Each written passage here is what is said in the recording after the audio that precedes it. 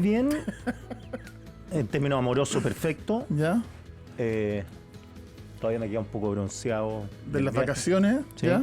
Eso. Ya. Bien, pues.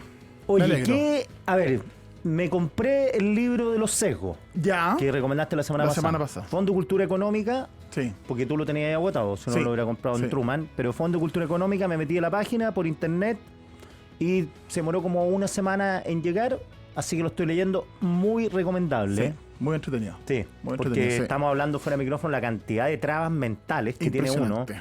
y que uno, muy bien dicho por Matías Claro, me voy a apropiar de esa frase, que uno piensa que es libre cuando decide y está condicionado por un sinfín de sesgos. Sí, pues. Claro. Sesgos que son... Hay algunos sesgos que uno dice, pero ¿cómo tan pelotudo? Y uno no se da cuenta. Claro. Y uno tiene que tratar de... O sea, yo creo que es imposible identificarlos racionalmente, porque el algoritmo nomás, el software funcionando Claro. automático... Los tipos decían, esta persona, ¿por qué te cae mal? No, porque me cae mal Porque de me cae mal, presencia. exactamente. Pero uno tiene que tratar ahí de ir mirando. Po, Los prejuicios más. Claro, po. Tratar de ir ahí como... Yo le hacía una pregunta una vez a un pensando. grupo de periodistas que trabajaba si ellos dividían el mundo entre tonto e inteligente o entre cuico y no cuico. ¿Y sabéis que la mayoría era cuicos no cuicos? Imagínate, Con distancia. O sea, los no cuicos consideraban que los cuicos eran lo peor y que no podían tener amigos ¿Viste? cuicos.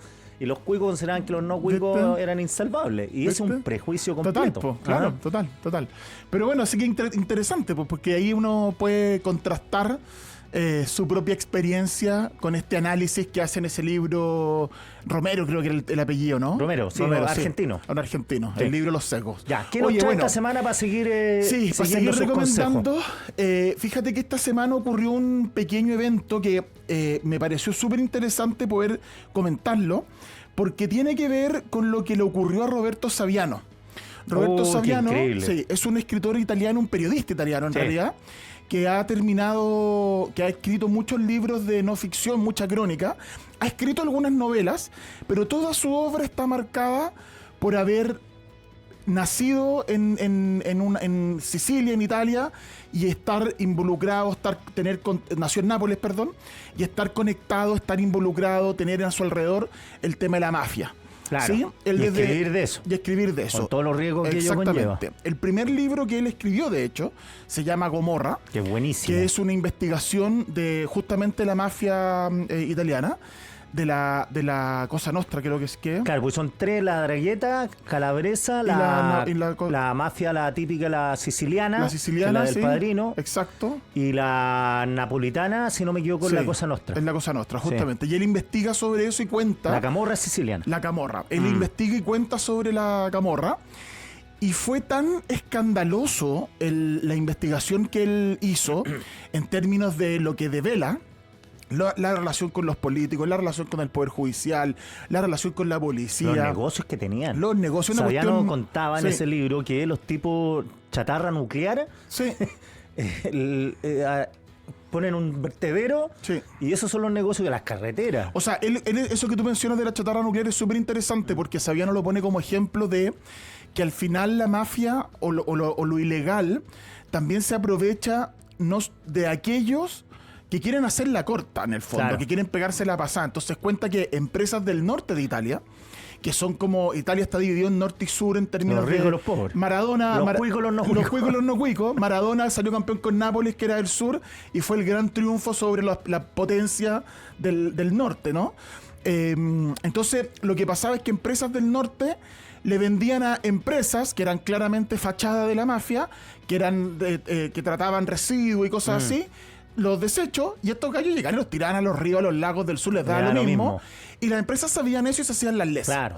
Entonces también él ocupa eso como un ejemplo para decir, al final la mafia también puede funcionar porque dejamos que funcione. Sí. Porque nos funciona también a nosotros en nuestra vida diaria. Y a los que no Entonces, sufrimos de eso, tiene cierta cuestión media romanticona por el cine, básicamente, del Padrino, Claro. todo eso, media romanticona, así como la mafia, y los que viven en Italia la sufren. la sufren Pues mucho. son asesinos, en serie. Son asesinos, exactamente. Entonces, son criminales. Claro. Entonces, bueno.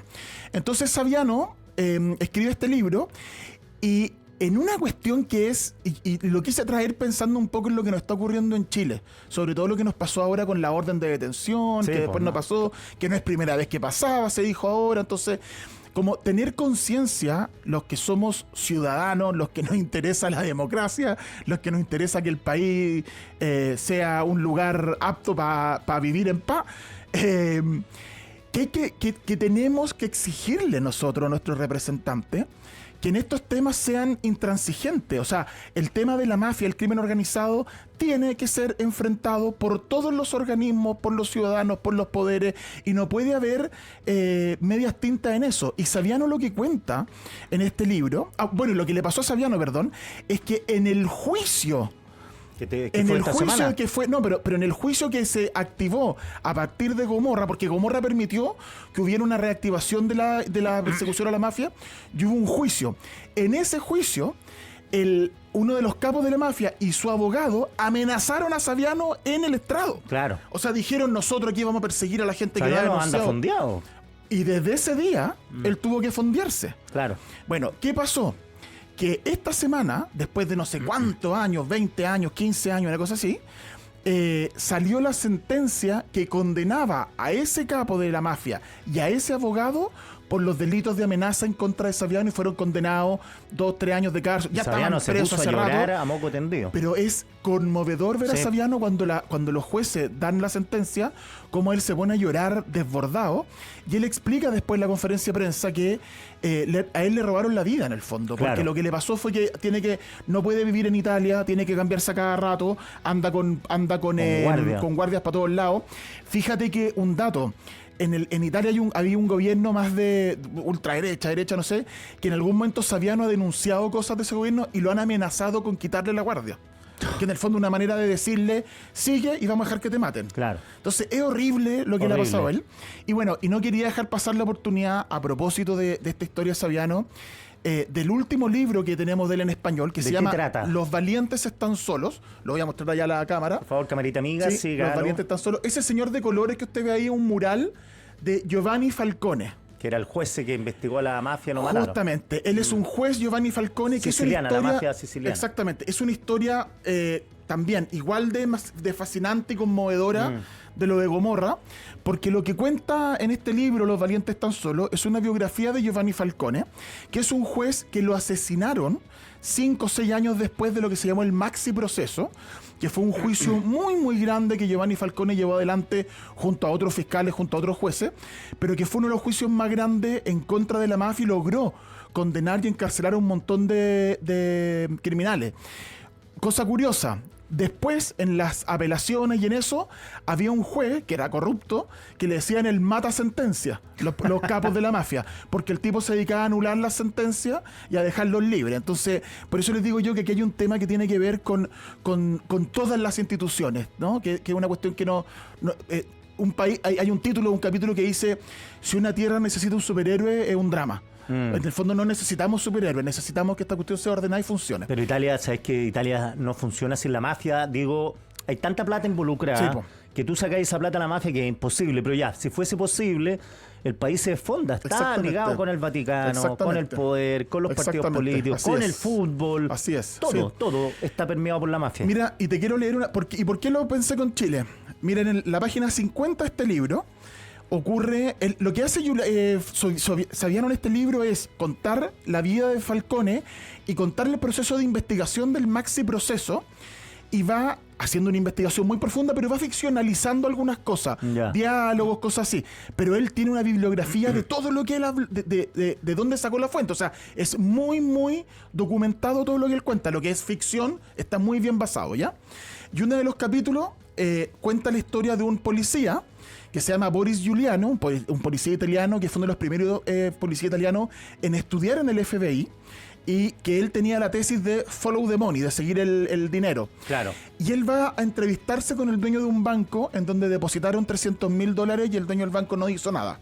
Ya estamos hablando de esto del año 80, claro, 70 y tanto. Y además de haberse llevado su cometita, y si no le mataban al hijo. Exactamente, entonces le dice, no tiene prisa por conducir al recién llegado, un guardia lo va a llevar al despacho del director.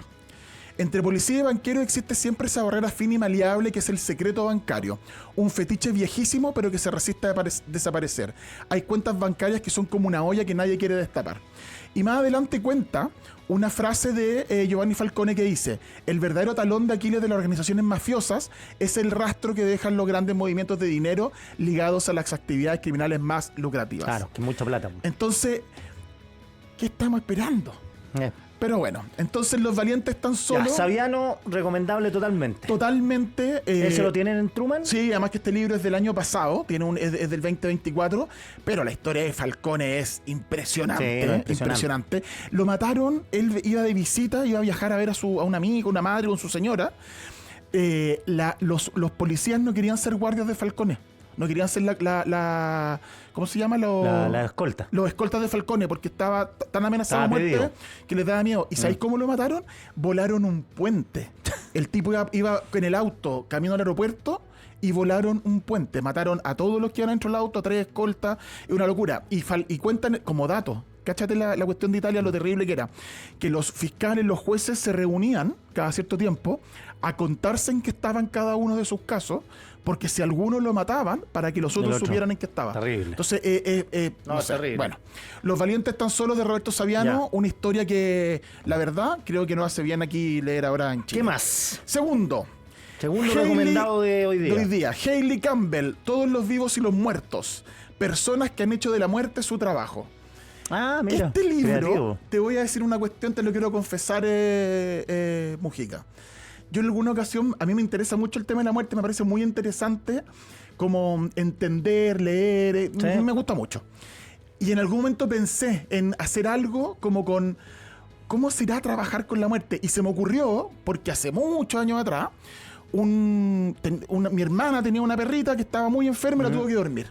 Y fue el veterinario a la casa. ¿Ya? Y el veterinario, y mi hermana era chiquitita, mi hermana tenía, no sé, 8 años, 10 años, yo era más grande, y se emocionó a mi hermana como corresponde, le dio pena.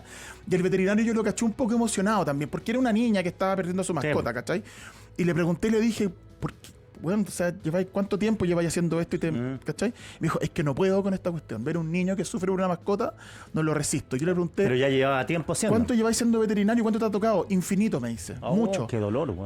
Pero me pasa, y me quedó dando vueltas esa cuestión. Y me contó él que lo que más le había tocado fue que él tuvo que hacer dormir a su propia mascota una vez. Entonces me quedé dando vueltas en eso y pensé y dije, qué interesante debe ser conversar con gente que está involucrada, con choferes de ambulancia, con policía, con policía, funeraria, con gente que trabaja, con oncólogos, ¿cachai? Como con cosas así. Bueno, todas las ideas alguien ya las está haciendo, la única diferencia es que esa otra persona efectivamente la hizo, y eso es lo que pasa en este libro. Y ahí tiene el personaje Hayley Campbell es una periodista. Ella es hija de un ilustrador, porque esto es bien interesante. Ella es hija de un dibujante, un ilustrador, que se llama Eddie Campbell. Eddie Campbell es el dibujante que trabajó con Alan Moore en el cómic From Hell, que es un cómic muy, muy famoso sobre Jack el Destripador. Yo tampoco cacho mucho, pero sé que From Hell es muy importante. En la librería siempre lo piden y qué sé yo.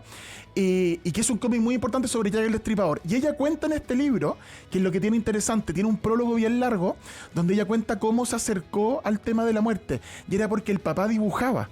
Y como el papá tenía que dibujar este cómic de Jack el Destripador, tenía que dibujar los crímenes de Jack el Destripador, las mujeres muertas, qué sé yo. Entonces el papá investigó mucho sobre eso. Entonces cuenta una anécdota de que un día, ponte tú, el papá fue a la carnicería y se compró un riñón, ponte tú, y lo dejó en la mesa del comedor para ver cómo se veía el riñón a los 4 días de podrido, ¿cachai? Entonces el papá después lo dibujaba. Y ella creció con esto, viendo los dibujos de su papá de gente muerta, se obsesionó con eso.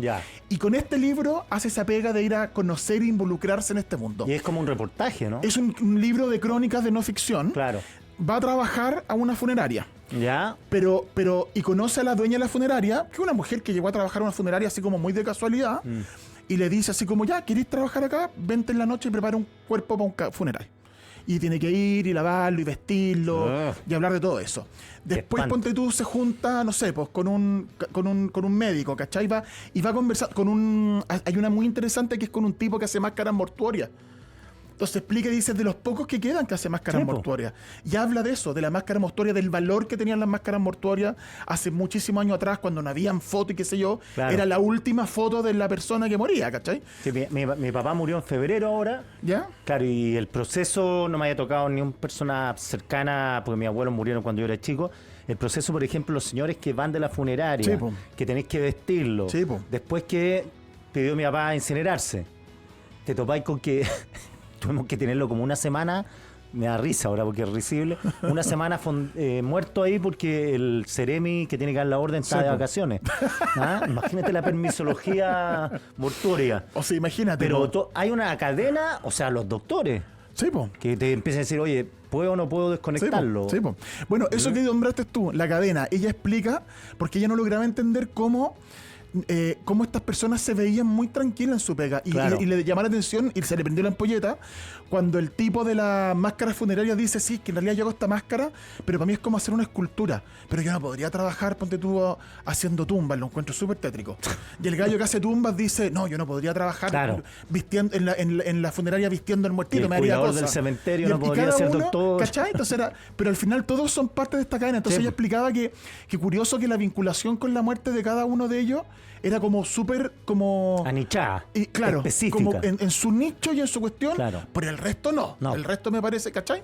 Entonces es muy interesante. Y la tesis de Hailey Campbell en Todos los vivos y los muertos, que a mí yo estoy convencido que tiene toda la razón y es verdad, es que pensamos muy poco en la muerte. Vemos la muerte como un accidente. Ella da el dato de que mueren 55 millones de personas al año, mueren 6.000 y tantas al día, por datos de la ONU y cosas así. Pensamos muy poco en la muerte y se nos olvida que puede ser. Entonces como que uno debería ser un poquito más hedonista en la vida, en términos de busquemos con cierta planificación y cosas, pero no pierdas el tiempo y haz cosas que te gusten. Tenés que disfrutar tu vida. Y a medida que uno va creciendo, va ¿no? O sea, el tema. Tu mamá, tenés cierta edad, tu mamá se va a morir, weón. Y tenés que ir a tomarte ese té con ella, no la perdáis, ¿cachai? Y cosas prácticas, el testamento.